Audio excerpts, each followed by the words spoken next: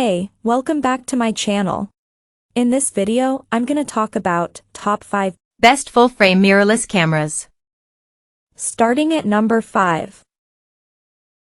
Canon EOS RP. Cheap is a relative term here, as the Canon EOS RP will still cost you a fair amount, but as far as full-frame cameras go, there isn't a more affordable option than this, unless you buy a camera second-hand, which may be the best route if you're trying to save money. Still, with a decent full-frame sensor packed into a highly portable body, the RP has much to like, from its impressive autofocus system to its excellent ergonomics and intuitive controls. While it's clear Canon skimped on things like build quality and burst rate compared to pricier models, full-frame image quality has never been more accessible.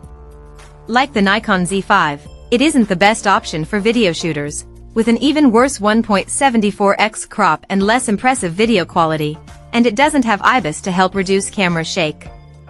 If you like the portability of the RP but want better video capabilities, the newer Canon EOS R8 takes the portable body of the RP and marries it with the Canon EOS R6 Mark II sensor.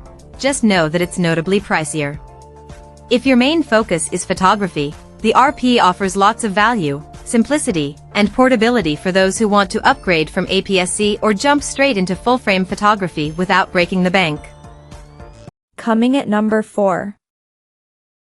Nikon Z5. The entry-level Nikon Z5 is a fantastic deal if you're on a tighter budget. It sits just below the Nikon Z62 in Nikon's mirrorless lineup and shares many similarities. The cameras look and feel similar, with weather-sealed bodies, excellent ergonomics, high-res viewfinders, tilting screens, and in-body image stabilization. However, one of its few drawbacks is a much slower burst rate, a measly 5 frames per second versus 14 frames per second on the Z62. Still, if you don't need very quick burst shooting, the Z5 is an excellent photography camera for its price. If you're a hybrid shooter or interested in video, be aware that the Z5 can only shoot 4K footage with a severe crop and offers fewer frame rate options than the Z62. The Z62 also has a slightly more capable autofocus system with more sophisticated tracking. But if you can live without adequate 4K recording, it performs on par for image quality and surpasses the more powerful Z62 for battery life. While some of these things might be deal breakers, this is still a relatively affordable full-frame camera with a lot to offer for photographers on a tighter budget. At number 3. Nikon Z62. If cameras like the Sony Alpha 7 IV or the Panasonic Lumix S52 are a little out of your price range, the Nikon Z62 is a worthwhile option at a slightly lower price point.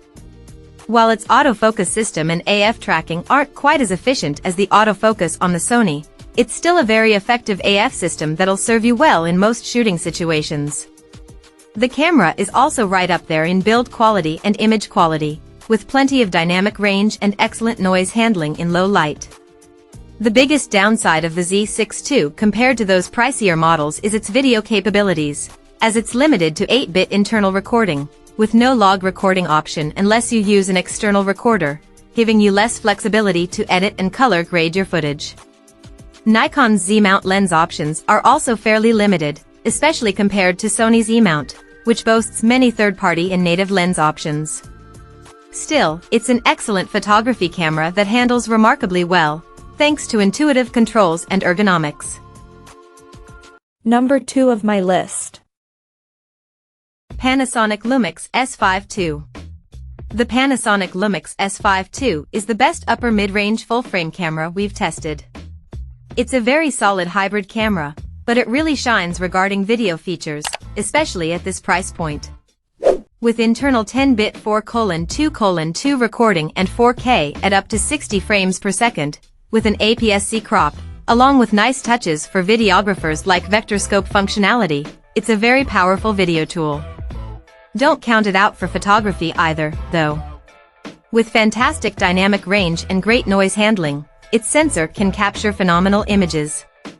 Unfortunately, it doesn't have the fastest burst rate, which is important if you rely on burst shooting a lot, but Panasonic did improve one of the biggest drawbacks of the original Panasonic Lumix S5. The Mark II is the first Lumix camera to feature a phase detection autofocus system. While it still doesn't quite match up to competitors like Sony or Canon in implementation, it's a step in the right direction and rounds out a camera that offers a lot of value for its price. If you're not as fussed about AF, however, the OG S5 is still an excellent choice, especially for those on a tighter budget. And number 1. Sony Alpha 7 IV. The Sony Alpha 7 IV is the best full-frame mirrorless camera we've tested. Following up on the highly popular Sony Alpha 7 III, the Alpha 7 IV has a new higher-resolution 33MP sensor that captures plenty of detail and gives you more leeway to crop and edit your photos. It's a fantastic hybrid camera, too, with 4K video recording at up to 60 frames per second, albeit with an APS-C crop, along with internal 10-bit 4:2:2 recording and in-body image stabilization, IBIS, for steadier handheld shots, not to mention one of the most accurate autofocus systems on the market.